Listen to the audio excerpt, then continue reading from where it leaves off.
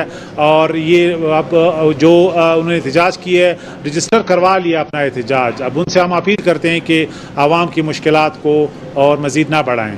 Commissioner اور deputy commissioner کا دفتر جو انتظامیہ کی علامت ہے گزشتہ ایک ہفتے سے یرغمال ہے، یہ کب کھلے گی؟ وہ میں نے آپ کو جواب دے دیا. پلیز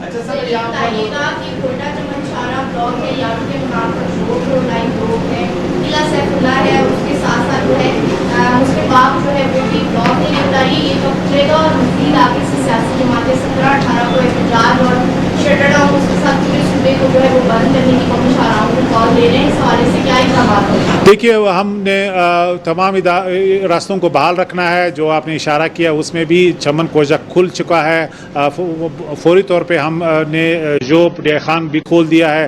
باقی راستے بھی جلد کھل جائیں گے. آپ نے دیکھا کہ احتجاج کی جو کال دی گئی وہ بھی ناکام ہو گئی ہے، کیونکہ لوگ ایک حد تک یہ برداشت کر سکتے ہیں. جب انہوں نے رات کو شام کو کھانا ہوتا ہے تو دن کو کاروبار کرتے ہیں، تو یہ سسٹینیبل نہیں ہے. لہٰذا اگر آپ نے الیکشن میں واقعی جو آپ نے پرفارم نہیں کیا تو اس کا مطلب یہ کہ اس کا جو ہے خمیازہ اور نقصان عام شہری کو نہیں اٹھانا چاہیے.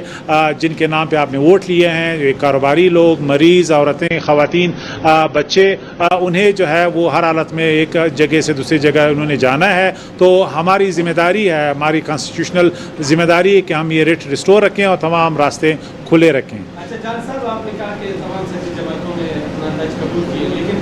آخری کوشچن پلیز.